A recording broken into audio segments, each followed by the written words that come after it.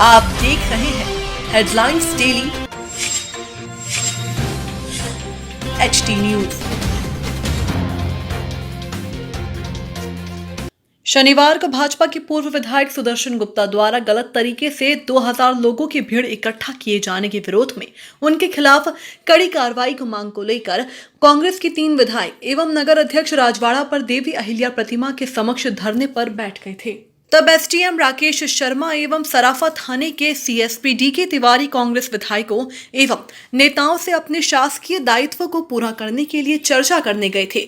इस दौरान तीनों जनप्रतिनिधि नीचे बैठे हुए थे। ऐसे में अधिकारियों को भी उनसे नीचे बैठकर कथित धरना स्थगित करने को लेकर चर्चा करने के लिए बैठना पड़ा। अब अधिकारी घुटनों के बल बैठकर बात करे तो इससे किसी की नाक नीचे नहीं हो जाती है। सामने 3-3 जनप्रतिनिधि बैठे हुए थे। ऐसी स्थिति में अधिकारी सामंजस्य वाला वातावरण बनाकर ही नेताओं से चर्चा करता है। इसमें किसी भी प्रकार से अधिकारियों की कोई गलती नहीं थी, फिर भी उनका तबादला राजनीतिक द्वेष के चलते किया गया। उक्त आरोप लगाते हुए आज सर्व ब्राह्मण समाज राष्ट्रीय महासंघ के संयोजक घनश्याम जोशी एवं अध्यक्ष नीरज शर्मा ने कहा कि प्रदेश में भाजपा की सरकार चुन चुनकर ब्राह्मण अधिकारियों को निशाना बना रही है, जिसे सर्व ब्राह्मण समाज राष्ट्रीय महासंघ बर्दाश्त नहीं करेगा। महासंघ के संयोजक घनश्याम जोशी ने बताया कि विधायकों का सम्मान करना अधिकारी का कर्तव्य प्रोटोकॉल होता है। क्योंकि कांग्रेस विधायक जमीन पर धरने पर बैठे थे, इसीलिए उनसे सीधी चर्चा के लिए उन्होंने घुटनों के बल बैठकर उनसे आमने सामने सम्मान पूर्वक चर्चा की। भाजपा नेताओं ने जानबूझकर मामले को तुल दिया है। श्री जोशी ने कहा है कि सरकारें तो आती जाती रहती है, कोई स्थायी नहीं होता, लेकिन इस तरह की शुरुआत पूरी तरह से गलत है। इससे राजनीतिक दुर्भावना पड़ेगी। अधिकारी दबाव में काम करेंगे, पक्ष विपक्ष देखकर जनप्रतिनिधियों का सम्मान अपमान करेंगे।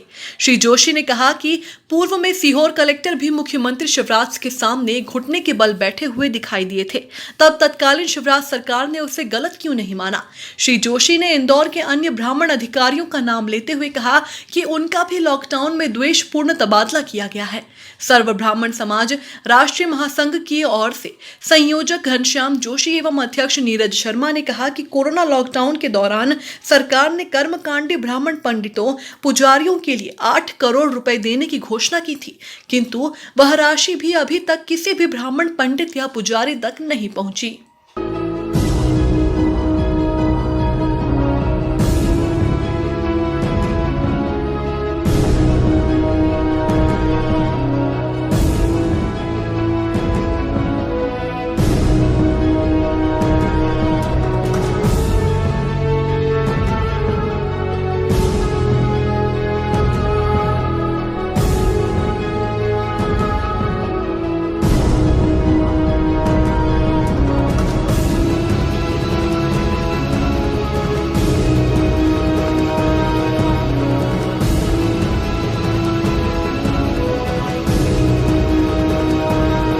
नेतृत्व में पहले तो ये सौदे की सरकार है, सौदेबाजी की सरकार है।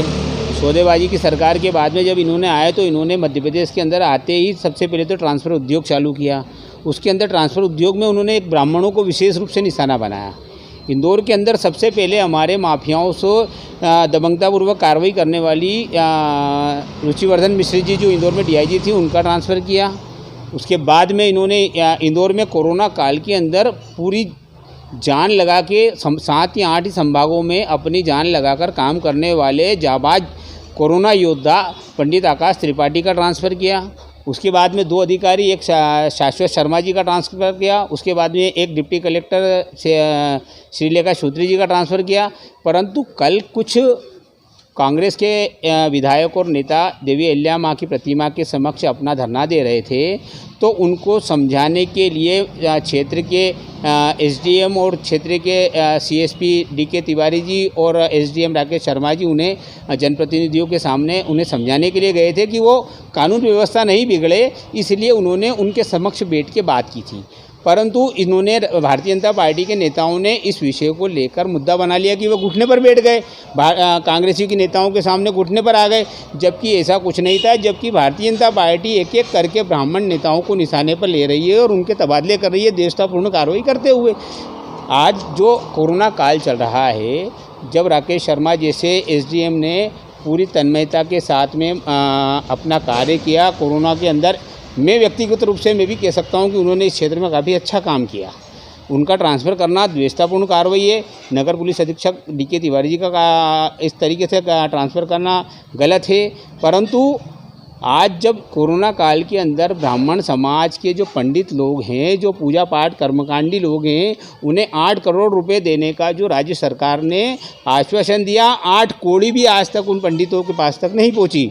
केवल झूठा आश्वासन, झूठी बातें ये भारतीय जनता पार्टी की सरकार कर रही है। ब्राह्मणों के साथ खिलवाड़ कर रही है, लगातार ब्राह्मणों पर प्रहार कर रही है और उन्हें एक एक करके निशाना बना रही है।